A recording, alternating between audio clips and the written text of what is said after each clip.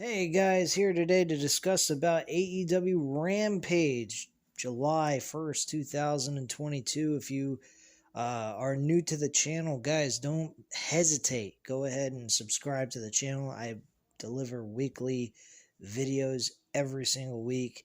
We're here on Tuesday nights for random wrestling talk. Sometimes random wrestling talks on different nights if there's a major story or major shows taking place that I like to cover that it's just out of nowhere. So I go live sometimes for you guys. On top of that, just to give you guys an idea of what goes on here on the channel. If you're new, I also do Impact Wrestling on Monday nights. So if you guys are interested in Impact Wrestling, by all means, that's another thing you guys can sink your teeth into. Other programs I cover are monthly pay-per-views of WWE. I do not do the weekly televised shows like Raw and SmackDown because they are absolutely boring. I've tried doing them, and I just can't do it. So that is out of the question. But if you want to hear monthly commentary from me, World of Wrestling, to discuss about their pay-per-view events, I definitely am open of doing that. I am going to be live tomorrow for WWE Money in the Bank, so keep an eye out for that if you're interested in that commentary for that actual event. Not too high on the pay-per-view. I'm more keen towards the UFC 276 pay-per-view than anything else. But because this is a wrestling channel, I'm going to go ahead and cover Money in the Bank and actually watch it and get the results as the UFC event goes on. And that's pretty much what I'm going to do there. Also, trying to give you guys some other things. Dynamite and Rampage, of course, are always covered here on the channel, guaranteed. I am an AEW Pro fan. I am 100% a mark, but I also am unbiased at the same time. I do have my own criticism about the product in certain aspects, but majority of the time I'm very satisfied with what I get from AEW compared to what WWE delivers to us. But anyway, getting that out of the way, if anything else you guys would like to hit that like button, please go ahead. It really helps out the channel. And of course, after you get a chance to watch this entire video, go ahead and leave a comment down below. I'll definitely get back to you on that. As always, I always reach out to everyone that reaches out to me first. So you'll definitely get a comment back to you once I receive that comment from notifications. Anyway, guys, let's move on to the review for Rampage July 1st, 2022. Was this a good show? Was this a dull show? It was kind of a mixture of both. I disliked the women's match. I did not like Toni Storm and Nyla Rose mixture. I think Nyla Rose has hit rock bottom. I don't like Nyla Rose anymore. Nyla Rose used to be a badass. Now she feels more like Nia Jax in AEW. That's how Nyla Rose feels to me. She's got nothing going for her. She has no momentum. She is also very stale in my book. I am very dissatisfied with Nyla Rose, and I don't particularly care if I don't see her on TV. She is not all that entertaining. And no, this has nothing to do with transgender or anything else, if that's what you guys are thinking possibly. No, it has nothing to do with that. It has to do with her in-ring work. I am not very satisfied with that. I think she is bloody awful. I think her match with Thunder Rosa kind of killed Thunder Rosa's title reign in the beginning. Thunder Rosa is starting to slowly but surely regain that momentum back after beating Britt Baker for the Women's Championship earlier this year. But Nyla Rose has got to go, man. She is not a valuable asset in my book. I don't think she's providing the kind of wrestling content that we're all interested in seeing from her, I guess. I don't know. There's just no connection with me and Nyla Rose when she wrestles. I just don't feel it. I don't think she's all that great. And that's just the way I feel about that. But Toni Storm did her best. Marina Shafir, holy shit, she needs to leave. She is like a walking machine in that ring, man. We talk about Charlotte Flair cutting promos like a machine. Marina Shafir walks in the ring like she's a fucking robot. She might as well call herself RoboCop. I swear to God. This woman is like, she's stiff. She can't even walk like a normal person when she attacks somebody. After the match was over with Toni Storm and Nyla Rose, she walks up to her like as if she's a fucking machine. She doesn't even look human when she walks. She's so fucking stiff. It's like her joints are all fucked up. There's no flexibility. What the fuck's her deal, man? She was an MMA fighter? What the fuck? No wonder why she got no wonder why she got out of MMA. I can speak. But geez Louise, man. What the fuck? Marina Shafir, the problem? Yeah, she is a problem. Get her off my fucking television. She absolutely sucks. She doesn't help anyone improve or make them look good. She makes herself look terrible. She's a gorgeous looking woman. Don't get me wrong. I love a tough chick, but damn, man. She is terrible. Get her out of the fucking ring. Have her do something backstage if she's creative in wrestling. But physically in the ring, she is absolutely fucking terrible. Jeez Louise. Holy fuck.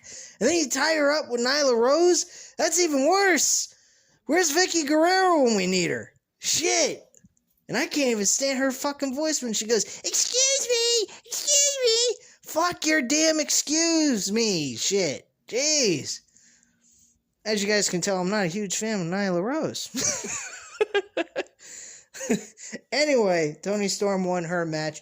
We also had in the mid portion of the show, that was actually the main event.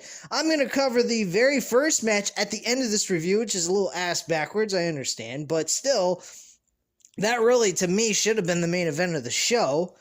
But we got not Thunder Rosa, we got Toni Storm and Nyla Rose. By the way, Thunder Rosa did come down at the end of this match and help Toni Storm out to even out the odds. After Marina Shafir, the walking RoboCop, in the ring, decided to attack Toni Storm.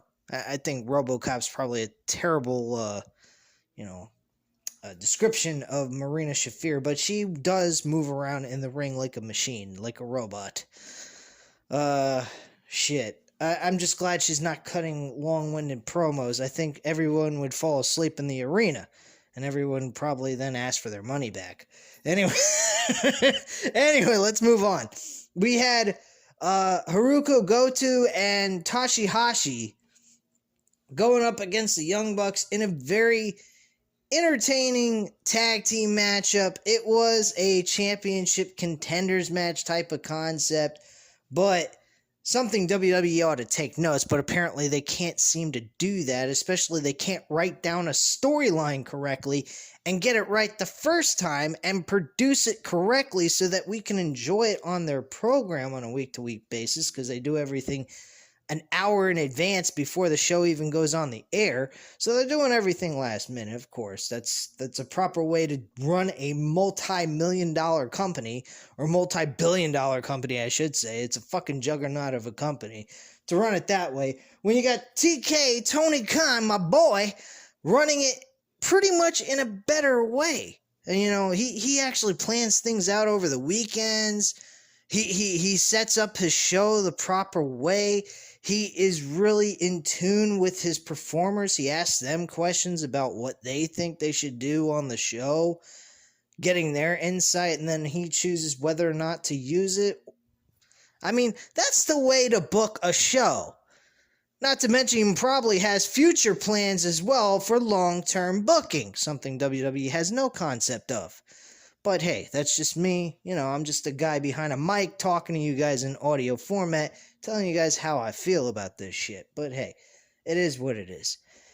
Anyway, Hiroko, Gotu, and Takahashi went up against the Young Bucks in a very entertaining tag team matchup that you could have put on Dynamite too. It would have worked. It was a good match. Very fun, enjoyable.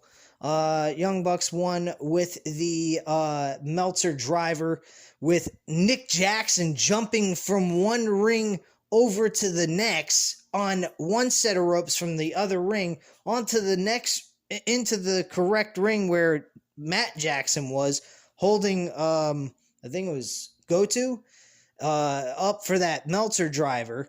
And he landed on the other ropes on the correct ring, and then he did that flip that they normally do to perform the Meltzer driver and nailed it perfectly and got the 1-2-3 for the finish. Overall, the action was pretty, self-explanatory. If you've seen the matches, you've seen them all, but it's good action. It's fun. Solid matchup overall. So good showing for these guys. Both tag teams, actually. No complaints there. Now, let's move into the true main event in my book. But they didn't book it that way. I don't know why, but that's just the way they did it. But yeah. Anyway, we had a Royal Rampage. Funny, they used the word royal and then Rampage. I honestly think this is a concept they could definitely utilize in a pay-per-view every single year. And then the winner would go on to the next pay-per-view from 3 months from that pay-per-view to challenge the World Heavyweight Champion.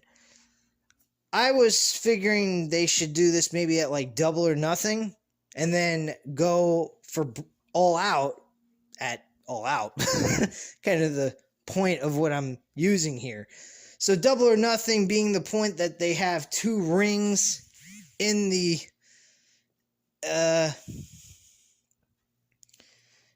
two rings, and then like, because of the name Double or Nothing, I'm sorry, I got a text on my phone while I'm doing this recording, so I got kind of thrown off here. I apologize, guys. Anyway, the two rings and the name Double or Nothing kind of work together because you got double the trouble for the men that are in this match, and then it leads to a actual winner at the end of all of this. So that's kind of why I said Double or Nothing. You could also throw, if you ever want to do a blood and guts match at Double or Nothing, that's also another cool concept to do. But I honestly think maybe my idea is kind of going overboard and may not be intriguing to a lot of people, going WWE mindset instead of, AEW's own way of doing things, kind of way of going. But I just think that it'd be kind of cool if they added this as a yearly pay-per-view to crown a number one contender and then make it the next pay-per-view like its version of WrestleMania. Just my own way of thinking. I think that AEW could pull it off and make it really good. Also on top of that, they could really do a long 3-month build going into the pay-per-view between the number one contender and the world champion to the next pay-per-view. I think they would be able to accomplish that with no problem very easily. And just be able to get this in a way of like getting people really hyped up for that pay-per-view event. But they seem to be doing a good job just the way they're doing it, I think. There's a couple of things they could correct. But overall, though, they're doing a decent enough job to at least get people staying around and maintaining their audience. I mean, they dropped from 900,000 to 750,000 people, and then in 2 weeks jumped all the way back up to 1.023 million people. The one problem I have to say is that they are having a very hard time maintaining that 1 million per week. If they could just gradually, just small smidge here and there every single week, growing a little bit more with their audience and maintaining it every so often, like every episode they kind of get like 5,000 more or something like that, just increasing that number, never really dipping so much. Maybe they'll dip once in a while, but nothing like major, like losing a couple of 100,000 or 75,000 people. If they wouldn't do that, I think they would be in great shape. I think we'd feel a little bit more positive about the rating portion. I really want to see them top WWE's ratings. That I believe they are more than capable of doing that. I think the fans are the problem. I don't think it's really per se TK's booking decisions that are the problem here, because anyone will tell you AEW is a better book show than WWE.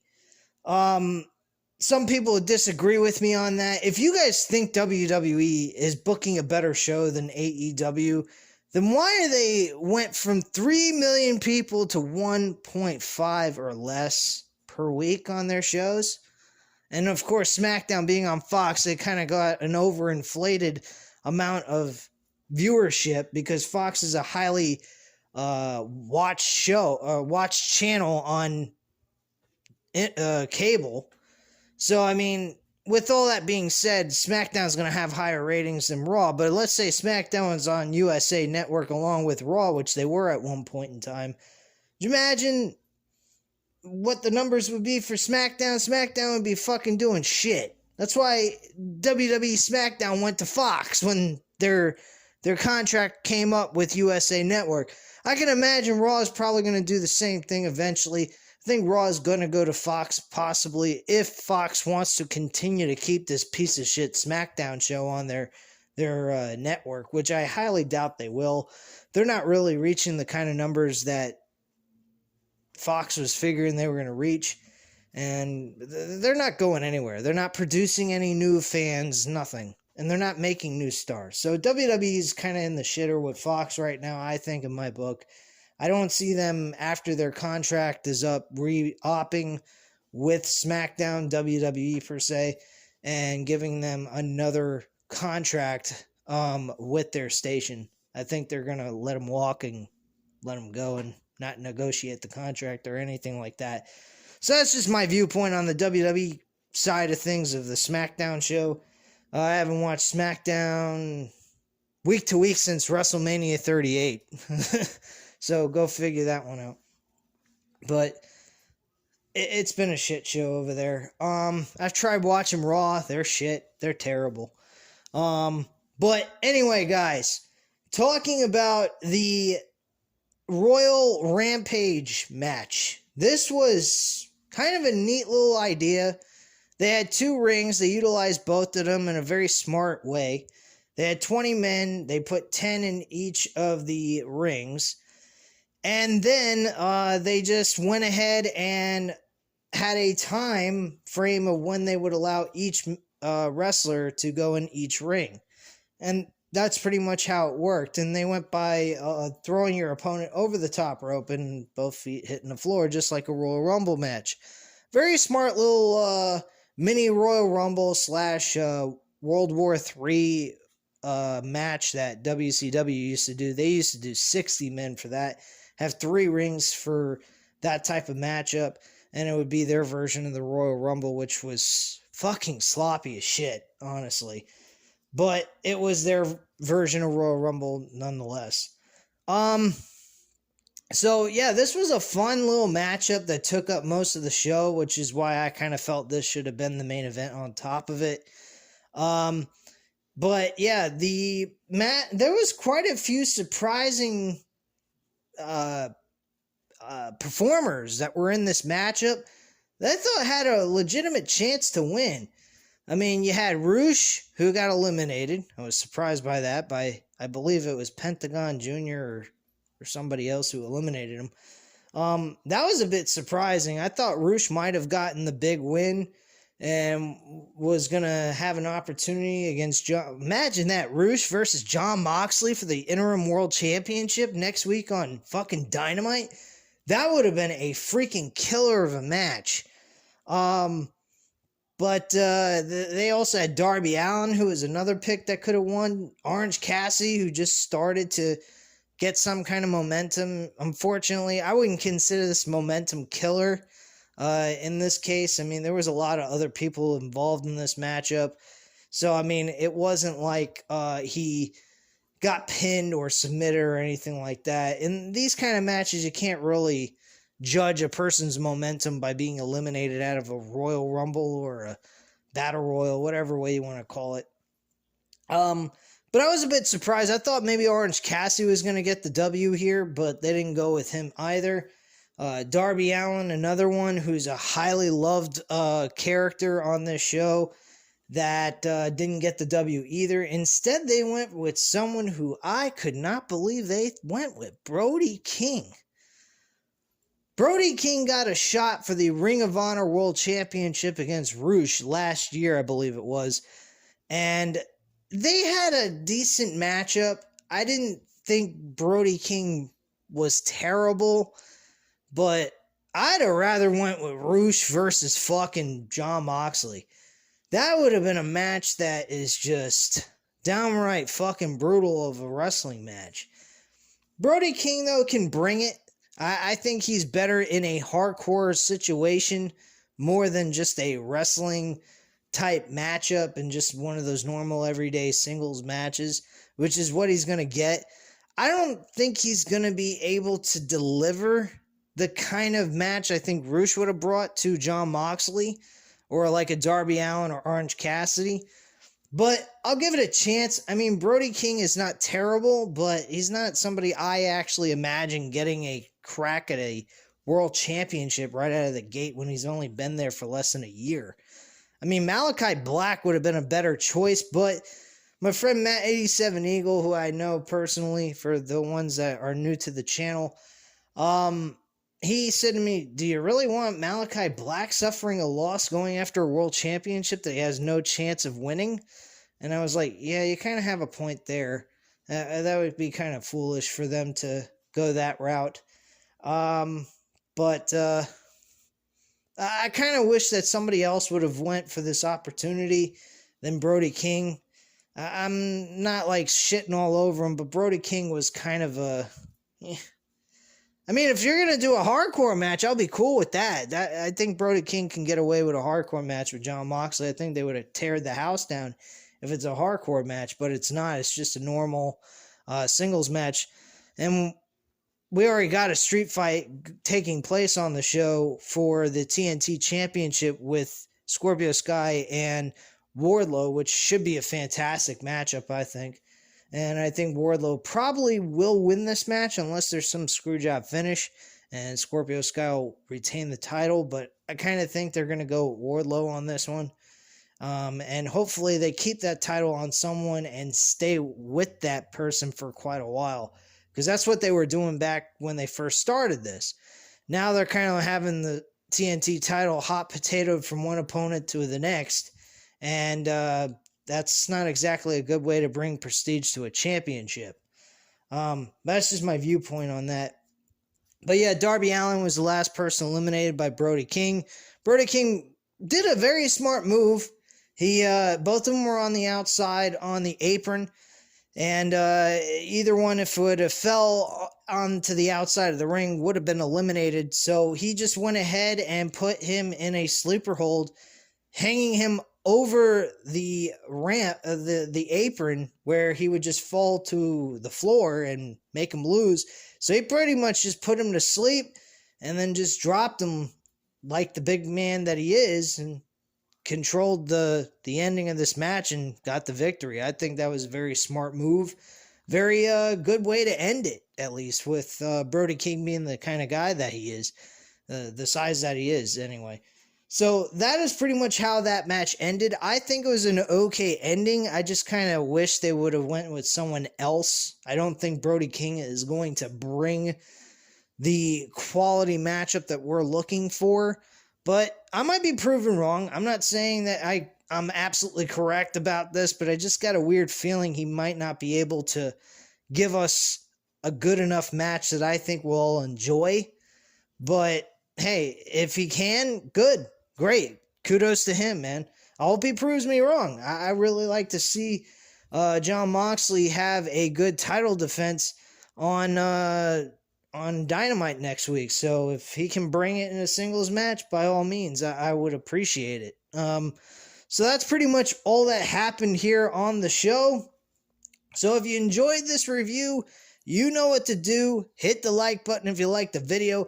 Hit the subscribe button if you're not already subscribed to the channel. And like I said earlier, go ahead and leave a comment down below, and I'll definitely get back to you on that. And I thank you guys very much for watching. Have a great night, guys. Bye.